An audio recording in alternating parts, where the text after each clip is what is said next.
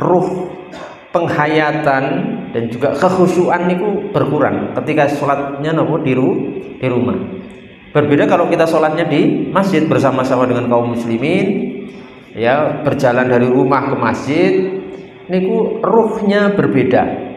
Kita lebih semangat karena banyak orang, dan kita juga lebih khusyuk biasanya, dan selain itu pahalanya juga lebih besar. Terkecuali di momen-momen tertentu kita pas tidak bisa ke masjid, ya tidak masalah. Oke? Atau pas kondisi tertentu kita umpamane panjenengan pulang kerja, kemudian kemalaman nih, ada kemacetan di jalan, kemudian capek sekali untuk ke masjid, ya kadang-kadang sholat di rumah juga tidak apa-apa. Boleh-boleh saja. Tetapi usahakan kebiasaan kula panjenengan itu kalau sholat fardu, usahakan berjamaah di masjid. Paham ini nggak gitu? Karena Nabi kita Muhammad SAW ini juga memiliki kebiasaan sholat berjamaahnya di masjid. Kemudian juga perlu kita sampaikan, tadi sudah kita sampaikan bahwa menurut mayoritas ulama hukum sholat berjamaah itu tidak wajib, sunnah muakkadah. Kalau menurut pendapat Imam Syafi'i fardu kifayah. Kenapa? Fardu kifayah itu tidak sampai wajib juga, tidak fardu ain, Pak. Cuma fardunya itu atas sekelompok muslimin saja, tidak semuanya. Nah, seperti ini napa?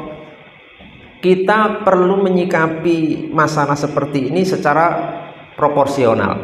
Artinya napa? Nek memang tidak wajib, jangan mewajibkan sesuatu yang tidak wajib. Kalau memang nanti dari sisi konsekuensinya dan penyikapan kita kepada masalah seperti ini juga harus napa? Proporsional. Jangan berlebihan, tapi jangan pula menggampangkan. Misalnya ngeten, saya pribadi memang tidak mewajibkan ya sholat berjamaah itu, tapi menganjurkan Bapak Ibu sekalian. Contohnya nanti misalnya ngeten, kita punya anak kita itu kadang-kadang namanya anak sok-sok susah, pas mboten pikirannya pas ndak enak itu diajak ke masjid susah, terus sholatnya di rumah. Maka kita menyikapi nopo anak kita seperti ini, ya jangan keras, Pak, karena dia melakukan sesuatu atau meninggalkan sesuatu yang tidak wajib. Yang bisa dilakukan orang tua itu mengajak, memberikan nopo motivasi untuk sholat nopo berjamaah ke masjid. Kalau nanti suatu saat kok ternyata kadang-kadang ada anak kita kok nggak ke masjid, ya sudah, tidak apa-apa, karena dia meninggalkan sesuatu yang tidak wajib, sunnah, atau paling tingginya fardu kifayah. Kalau fardu kifayah juga nggak terkena hukum, karena yang berjamaah ke masjid sudah ada. Jadi jangan berlebihan juga menyikapi seperti ini, sehingga nanti ketika kita melihat ada orang yang pas tidak sholat berjamaah, itu jangan sampai kita sikapi seperti orang yang sedang maksiat pada Allah Subhanahu wa taala.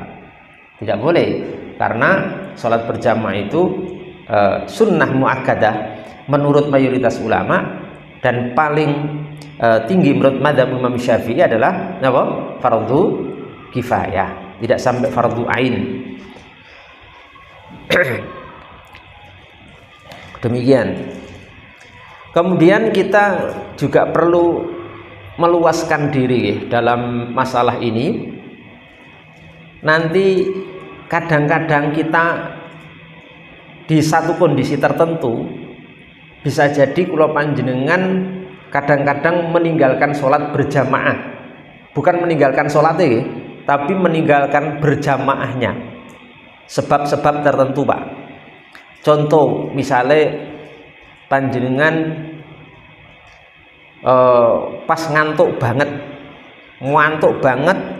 kecapean banget, akhirnya mau ke masjid berat. Seperti ini dibolehkan juga kita untuk sholat kadang-kadang sendiri di rumah. Atau misalnya panjenengan ajeng berangkat ke masjid tapi posisinya jenengan pas nopo, pas pulang kerja sudah di meja makan, hidangan sudah tersedia, pun ajeng nopo, pun ajeng ngemplok, posisi luwe banget, sangat lapar, terus adzan. Niku nek kanggone panjenengan makan dulu dahar rumiyin napa teng masjid riyen? Mangan sik napa nyang masjid sik? Pinter. Cacap lagi ya. Yo mangan dhisik. Nek pun ngaji, nek pun paham dalil, makan dulu, Pak. Bukan ke masjid dulu. Jadi nek dereng ngaji ngoten sok-sok kaya-kayane ngoten lebih utama ke masjid dulu menyambut seruan Allah. Allahu Akbar, Allahu Akbar. Pun ajeng mangan nih, pun mangan untuk baru pinten? 2 suapan nopo 20-an adzan. Niku kadang-kadang dipikir ngeten, ada yang berpikir bahwa wah, menyambut seruan Allah langsung ke masjid meninggalkan makan itu lebih utama daripada meneruskan makan. Ini malah keliru. Dalam kondisi seperti itu, yang lebih utama menyelesaikan makan dulu. Oke, menyelesaikan apa? Makan. Sebagaimana dalam sebuah hadis Nabi Muhammad SAW bersabda apa? Ya, disebutkan dalam sebuah hadis, hadisnya sahih dalam Sahih Bukhari Muslim, bahwasanya la sholata bihadrati ta'am wala huwa yudafi'uhu al-akbathan. Tidak ada sholat ketika makanan sudah dihidangkan, dan tidak ada sholat ketika seorang menahan apa? Kencing dan buang air besar.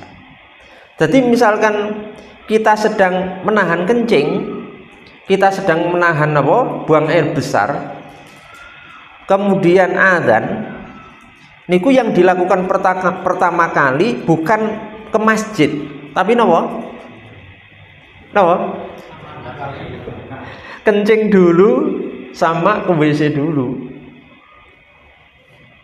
Jangan malah ke masjid dulu dalam kondisi menahan kencing kalih napa? Buang air besar. Tidak, Pak. Malah kita disuruh kencing dulu dan apa? Buang air besar dulu. Kenapa? Karena kalau nanti kita memaksakan diri ke masjid dalam kondisi kita menahan kencing dan menahan buang air besar, akan menyebabkan sholat kita tidak khusyuk. Pripun khusyuk ngantek misalnya gitu, tidak mungkin khusyuk. Kita tunaikan dulu kencing dan buang air besar, walaupun nanti menyebabkan kula panjenengan kita ketinggalan sholat berjamaah. Misalnya karena sakderenge napa mengkonsumsi napa sesuatu napa ayam bakar, kokean sambel gitu, atau mungkin sesuatu yang lain, akhirnya ketika buang hajat di WC niku lama karena tidak selesai. Nggih diselesaikan dulu, Pak. Nggak usah tergesa-gesa jenengan. Wah, empun selesai sholatnya jamaah, tidak apa-apa.